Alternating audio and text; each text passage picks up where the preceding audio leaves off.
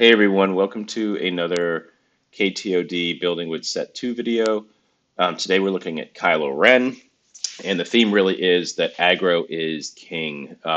Me and my teammates have been playing a bit with Set 2, and we found that the games are very fast. The aggro decks are very strong right out of the gate. The pre-existing aggro decks are getting upgrades and sort of new tools to use.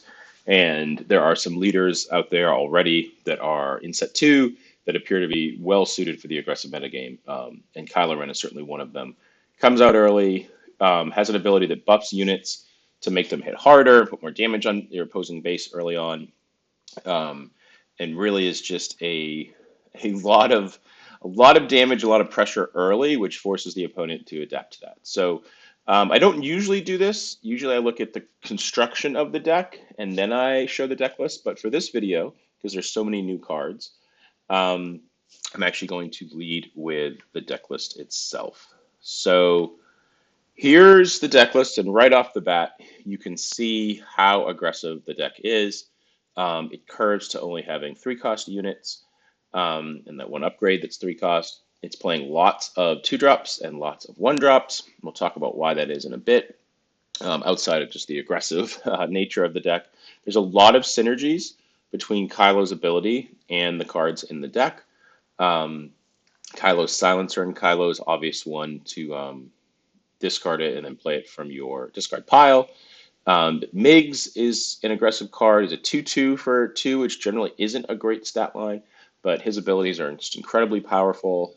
And then you've got your shielded units, which work really well with Kylo's ability because they're just hard to kill.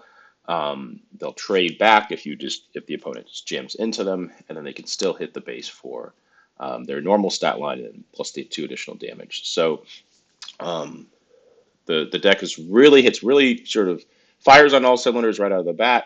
And then you've got 3 units, Boba Fett, Seven Fleet Defender, and Punishing One, that are pretty heavy hitters. They're going to be hard to deal with, hard to take off the table. So they're going to be pushing damage sort of simultaneously the turn that you're playing Kylo as well. And Kylo is a little bit more vulnerable. But if you've got these other units and you've got a board that you've sort of dumped your hand and are really sort of have an oppressive start, that can snowball and hopefully get you to hopefully push enough damage before the opponent stabilizes.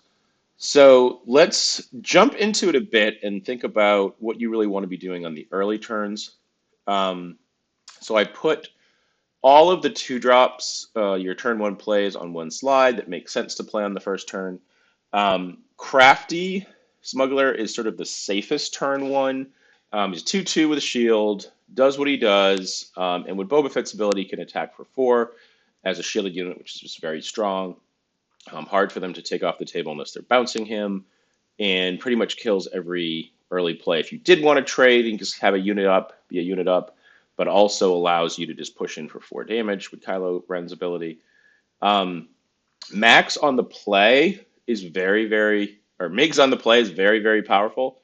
Being able to go up right away to be 4 power if you claim right away. I said play, but I mean if you have the initiative. Um, to be able to potentially kill something, which is unlikely if you're on the initiative. They're just going to, say ram a probe droid or something along those lines. But every so often it happens, and you're able to push damage with him into their base, be a four attack, and just do a surprising amount of damage. I mean, theoretically, he can do 6 damage on his own, 2 to the base, and then goes up to a 4 and attack the base. So just very powerful ability that's very synergistic with your deck. Dr. Ebazon stat-wise is the best card, 3/3 shielded. You'll just have to know contextually in the context of the matchup when he's more risky to play. There are some decks that have better answers to him. However, there's some decks that don't, and just jamming a 3/3 shielded on turn 1 that you can pump up a few turns could end up being close to 5 damage on the first turn. Then if you want to sort of utilize his ability a little bit differently, just pushing for that 3 the next turn. So he's a solid unit, but obviously comes with some downside. The Mercenary Gunship is a 3/2 flyer. The ability, the downside, quote unquote, I don't see it too much. It is an underworld card as well. I just don't see the downside very much. You're playing this card. Our deck is so fast that the opponent wants to use four to steal this at some point. More power to you. We're going to be doing a lot of explosive things. So, um, just not, not, not really worried about that downside. It's an aggressive unit. Kylo's Tie, also clearly an aggressive unit, has synergy with the discard. So this is the card you're probably least looking at playing on the first turn. However, we are looking at trying to kill our opponent in a 3-2 flyer early on. Certainly starts the game with a pretty solid clock. You can pump to make a 5 attack on the second turn. So you don't have to think of this not as a 2-drop. You don't have to get value out of it because we're trying to dump our hand anyway.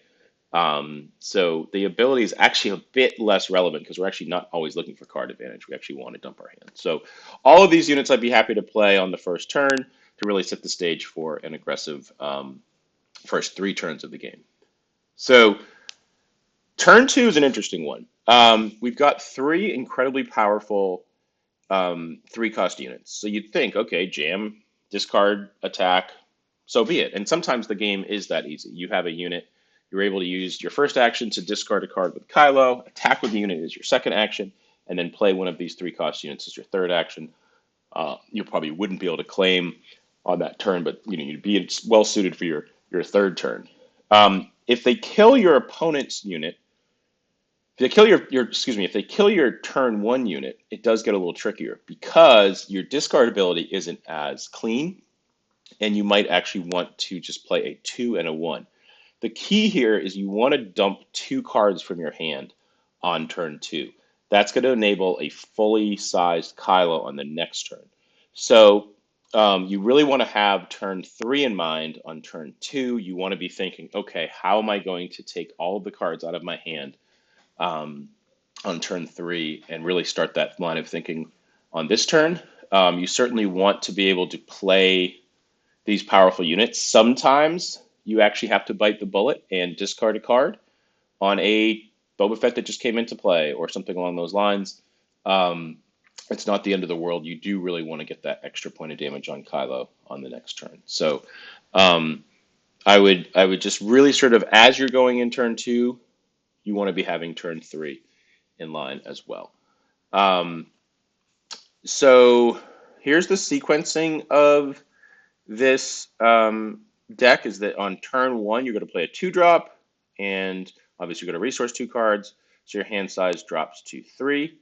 On turn 2, you're going to draw 2, go up to 5, play a card into your resource row, play another unit, and obviously discard Kylo's ability, so your hand size will go to 2. So that means that on turn 3, your hand size goes to 4, and then you resource, meaning that your hand size is 3. This is incredibly key. What we need to do is we need to dump all of those cards. Our ideal situation is a 1-drop and a powerful 3-drop, and then using the discard ability as well. The most powerful 3-drop that I've found is Fallen Lightsaber onto your Kylo. So essentially, if your hand is 3 cards, let's say it's Fallen Lightsaber, a card like a Dengar, who's probably our worst 1-drop. Well, you actually want to keep that Dengar.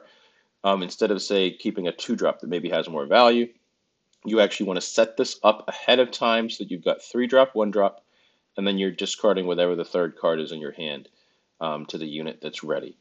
That allows you to attack for 8 with Kylo, with Fallen Lightsaber. If you don't have Fallen Lightsaber, you're able to play another one of the very powerful 3s, Boba Fett, Punishing 1, and attack with Kylo for 5. Kylo is a bit vulnerable to opposing units, so you just have to keep that in mind, where you're not sort of opening him up, and you can potentially claim if they pass on certain actions because you'll still have units and you have a lot of actions to take. Um, Snapshot Reflexes is a nice card to put Kylo into sort of an extra power as well. When you don't have the Fallen Lightsaber, when you jam, let's say, a 7 Fleet Defender, animate your Kylo, 1 card left, and you actually jam Snapshot Reflexes onto the Kylo, pushing 6 damage. So you're able to really explode. Maybe your opponent's saving some more expensive units, just trying to 1-for-1 you. and you're getting the board presence of having all these sort of extra units on the board.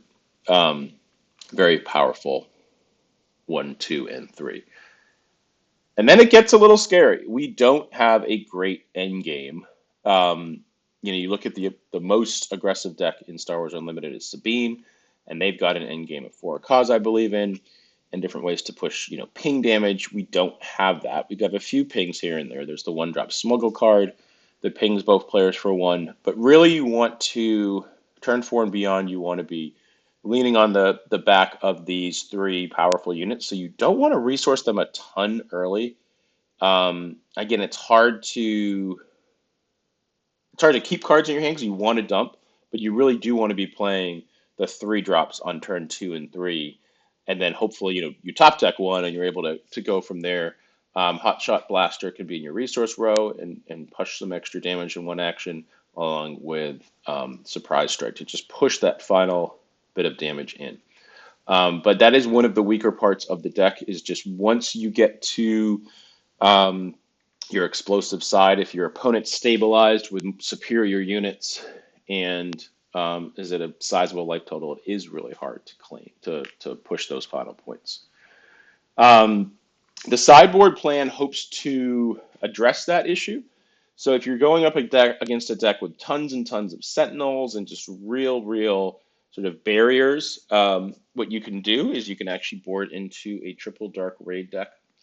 What that allows us to do is play triple dark raid, almost like a recruit type card. It gets the card into our hand, but it also plays it and does some damage early. So by virtue of having triple dark raid, you can play it on the resource 4 turn, and you can play an ATST. ATST, even though it's a ground unit, it is a vehicle.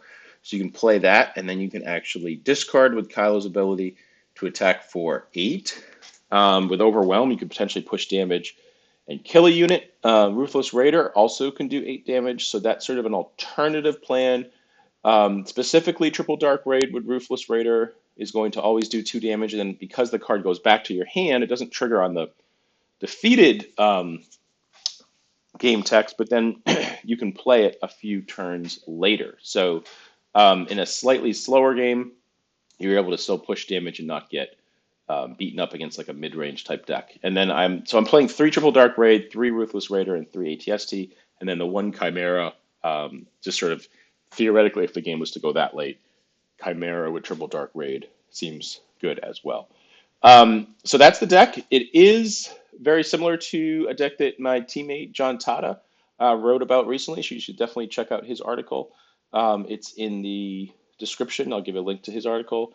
His is a little bit different. He's more on the Proxima plan. I'm more on the Fallen Lightsaber plan. Um, Proxima with the bounce units, pinging. I just can't get around to playing a 0/4 in my aggro deck, even though it causes some ping damage. I want cards that can um, just sort of push a bit more power-based damage in these type of decks. So, but he wrote a great article about it, and him and I have been working on this deck, and we're both very excited about the deck. And my whole team in general is really excited about aggro. And I will say, this deck, while it has been very exciting, it's won a lot of games, and we've been like, so the wow factor of it, of like, oh wow, we won on the 5th turn, first action of the 5th turn, we won, this, so on and so forth. It has run into some problems, especially with Sentinels, and there's some things to sort of theory craft, and I'd love to hear your comments. But with the context of aggro being king, the last slide of this video is really sort of the boogie woman of the meta is Sabine, looking at can do the same things that we were talking about being super aggressive, playing these early aggressive units.